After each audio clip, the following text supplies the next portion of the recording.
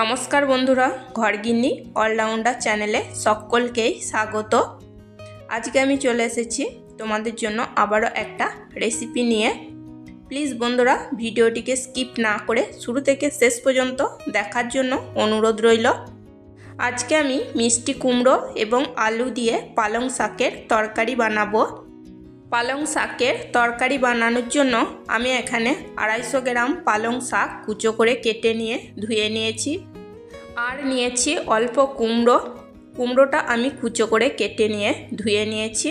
আর নিয়েছি একটা আলুও আমি কুচো করে কেটে নিয়ে ধুয়ে নিয়েছি। চলো তাহলে রান্নাটা দেখে নেওয়া যাক। ওভেনে আমি কড়াই বসিয়ে দিয়েছি। কড়াইতে দিয়েছি কিছুটা পরিমাণ সরষের তেল, খুব বেশি না, অল্পই দিয়েছি। তেল খুব ভালো করে গরম করে নিয়েছি। এখন ফোড়নের জন্য দিয়েছি 2 শুকনো লঙ্কা, একটা তেজপাতা আর হাফ চা চামচ 5 ফোড়ন। শুকনো লঙ্কা তেজপাতা একটু তেলে নাড়াচাড়া করে ভেজে নিয়ে দিয়ে দেব কুচো করে কেটে রাখা আলু এবং কুমড়ো এবং আলু খুব ভালো করে তেলে কষিয়ে নেব। রান্নাটা খুবই সহজ এবং খেতেও খুবই ভালো হয়। গরম ভাতের সাথে খেতে খুবই ভালো লাগে। আলু এবং কুমড়ো দেখো খুব ভালো করে কষিয়ে নিয়েছি। কষিয়ে নেওয়ার ফলে কুমড়ো এবং আলু অনেকটাই সেদ্ধ হয়ে গেছে। এখন আমি দিয়ে দেব হাফ চা চামচ ধনে জিরের গুঁড়ো এবং হাফ চামচ হলুদের গুঁড়ো। ধনে জিরের গুঁড়ো এবং হলুদের গুঁড়ো দিয়ে আবারও আমি নাড়াচাড়া করে একটুখানি কষিয়ে নেব। নাড়াচাড়া করে ভালো করে কষিয়ে নেওয়ার পর এখন আমি দিয়ে দিচ্ছি কুচো করে কেটে রাখা পালং শাক দিয়ে আবারও আমি নাড়াচাড়া করে নেব। এতক্ষণ আমি মিডিয়াম টু লো ফ্লেমে রান্নাটা করে নিচ্ছিলাম, কিন্তু পালং শাক দিয়ে দেওয়ার পর আমি হাই ফ্লেমে এখন নাড়াচাড়া করে নেব। না হলে পালং শাক থেকে অনেকটা পরিমাণ জল বের হয়ে যাবে।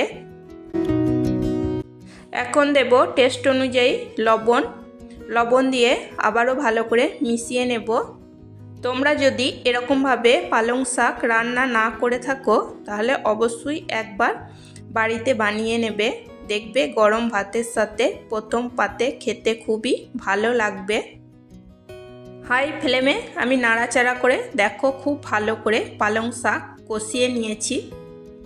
এখন আমি দিয়ে দেব প্রয়োজন মতো গরম জল। আর এখানে দিয়ে দেব 1 চামচ চিনি।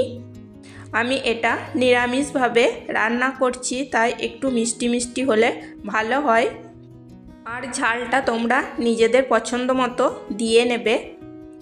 গরম জল এবং চিনি দেওয়ার পর আমি নাড়াচাড়া করে খুব ভালো করে পালং শাক ঝোলের মধ্যে ডুবিয়ে দেব।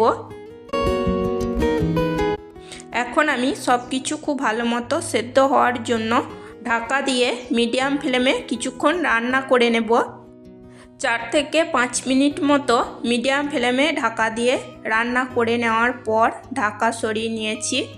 দেখো খুব ভালো মতো আলু, কুমড়ো এবং পালং শাক সেদ্ধ হয়ে গেছে। একটু নাড়াচাড়া করে নিচ্ছি। ব্যাস তৈরি হয়ে গেছে মিষ্টি কুমড়ো আলু দিয়ে পালং শাকের তরকারি। এখন আমি গ্যাসের ফ্লেমটা অফ করে দেব এবং নামিয়ে নেব। আমার মিষ্টি কুমড়ো এবং আলু দিয়ে পালং শাকের তরকারি বানানো যদি তোমাদের ভালো লেগে থাকে তাহলে একটা লাইক করে দিও, সাবস্ক্রাইব করো এবং কমেন্ট করো ও প্রচুর শেয়ার করে আমার পাশে থেকো। আজকের মতো এই পর্যন্তই। আবার আসবো অন্য কোনো নতুন রেসিপি নিয়ে। সবাই সুস্থ থাকবে, ভালো থাকবে। চলো টাটা, বাই।